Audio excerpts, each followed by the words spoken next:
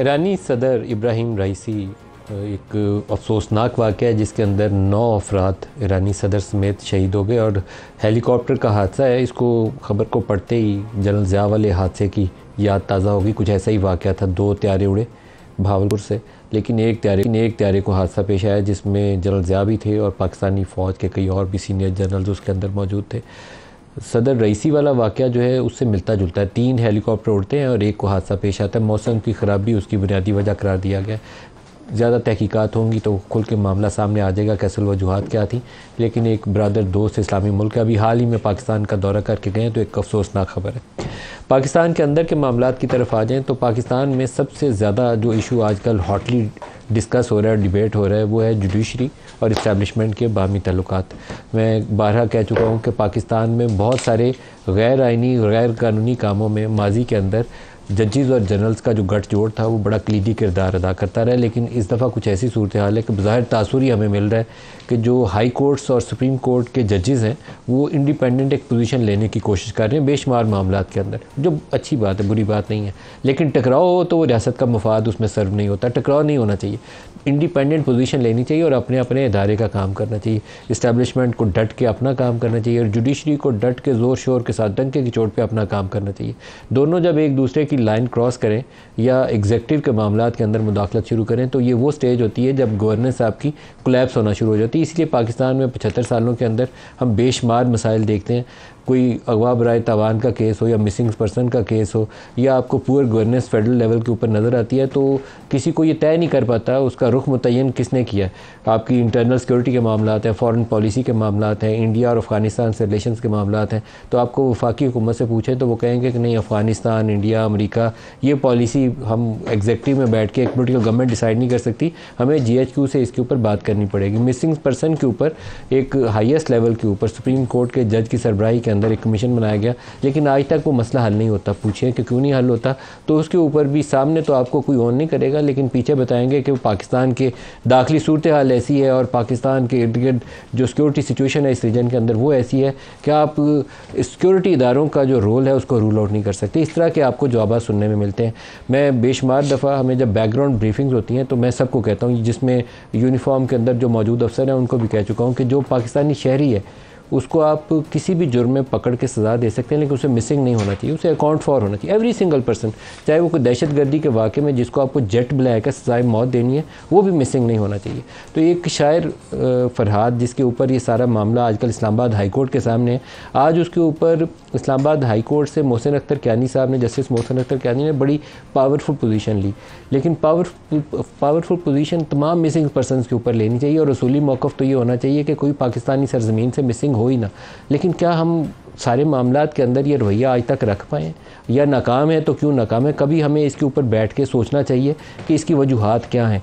कभी safe passage देना और कभी किसी इशू पे स्टैंड लेना, इसके अंदर कोई पिक एंड चूज़ तो हो ही नहीं सकता। हर एक एवरी सिंगल पर्सन जो है उसका ये हक़ है पाकिस्तानी रियासत के ऊपर कि वो किसी भी मामले के अंदर जब किसी एक इदारे से उसको शिकायत हो तो दूसरा इदारा जो है उसकी दाद रसी के लिए है।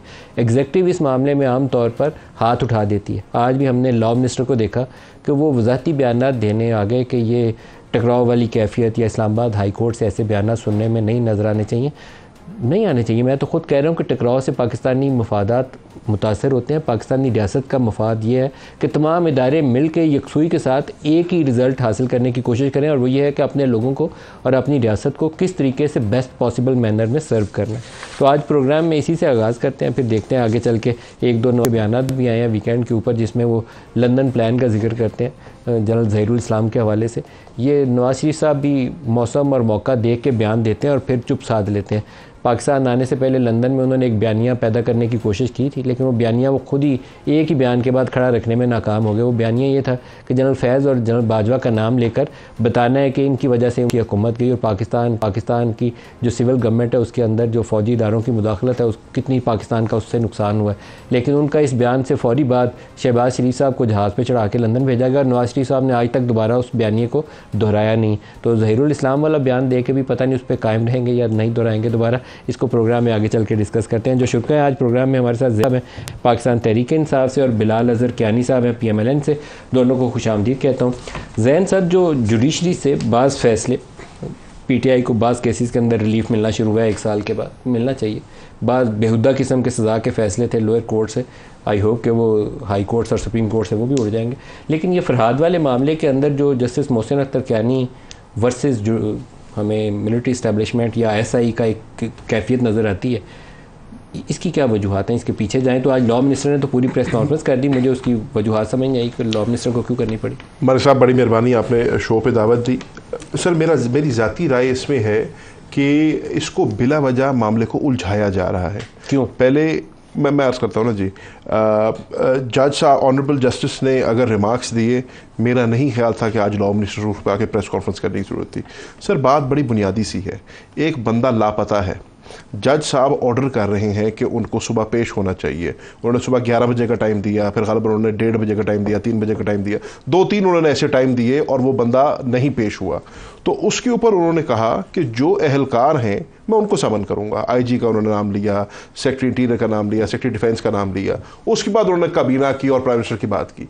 अब लॉ मिनिस्टर का जो फोकस है सारा वज़ीर आज़म के ऊपर था, तो बात को उस नौबत तक ही ना पहुंचने दें। लॉ मिनिस्टर का सिर्फ प्राइम मिनिस्टर पे फोकस नहीं था, मुझे लगता है लॉ मिनिस्टर आईएसआई वाले मामले पे ज़्यादा नाराज थे कि आईएसआई का नाम क्यों। तो सर वहां तक उस नौबत तक भी बात ना पहुंचने देना। बात बड़ी सिंपल है कि हम बात करते हैं, अब आप, मैं, बिलाल, हम सारे बात करते हैं कि इस मुल्क में जो अदलिया है उसको आज़ाद होना चाहिए। हम बात करते हैं इस मुल्क में रूल ऑफ लॉ होना चाहिए। अगर एक पाकिस्तान का कोर्ट एक बंदे को समन कर रहा है या कह रहा है कि एक बंदे को प्रोड्यूस किया जाए और उसके बावजूद भी बंदा नहीं प्रोड्यूस हो रहा, तो कोर्ट ने अपनी साख भी तो बचानी है ना, कोर्ट ने अपनी रिट भी तो कहीं पे कायम करनी है। आप अगर मिसिंग बंदा है, उस बंदे को बाजियाब करके कोर्ट के आगे ले आए, मेरे ख्याल से मसला वहीं पे खत्म हो जाएगा।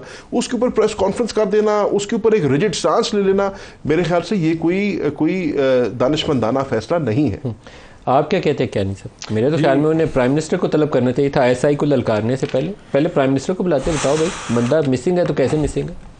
जी बिस्मिल्लाहिर्रहमानिर्रहीम। नदीम साहब बहुत शुक्रिया जी अपने शो में दावत देने का। देखिए मैंने भी कुछ उसके टिकर्स ही देखे हैं जो रिमार्क्स पास किए हैं। मैं सिर्फ इतना कहूँगा जी कि देखिए एक ओवरऑल एक इन्वायरमेंट है जिसमें रोज़ाना ही कोई ऐसी बात आ रही है जुडिशरी से रिलेटेड, और ये जो एक इदारों के दरमियान तनाव का एक बातचीत चल रही है, इस इन्वायरमेंट में इसको नीचे लाने के लिए, टेम्परेचर्स को नीचे लाने के लिए और इंश्योर करने के लिए ये मामला उलझने के बजाय सुलझे, आई थिंक सबको अपना किरदार अदा करना होगा। मैं ये ज़रूर समझता हूँ। और बाद में आज़म तारड़ साहब की प्रेस कॉन्फ्रेंस आई थिंक बुनियादी तौर पे थी रिगार्डिंग जो नए सोशल मीडिया से रिलेटेड लॉज बन रहे हैं, और उसकी एक कमेटी का ऐलान था जो जिसके कन्वीनर राना सनाउल्लाह साहब है, और उसमें दीगर इत्तेहादी जमातों के को भी शुरा होंगे।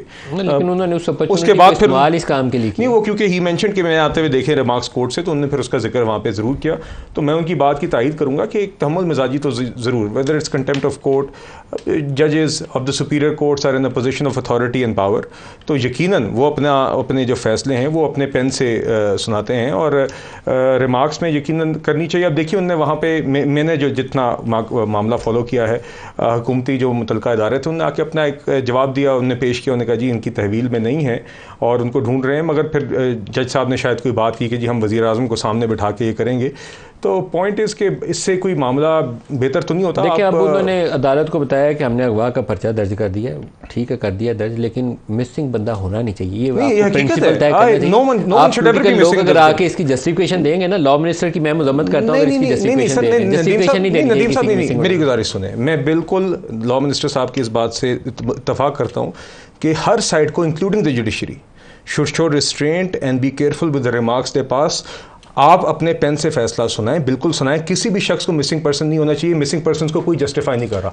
मुल्क में एक भी शख्स लापता नहीं होना चाहिए। कोई गिरफ्तार है तो उसके रिश्तेदारों को सबको पता होना चाहिए वो कहाँ पे। इस बात इजाजुल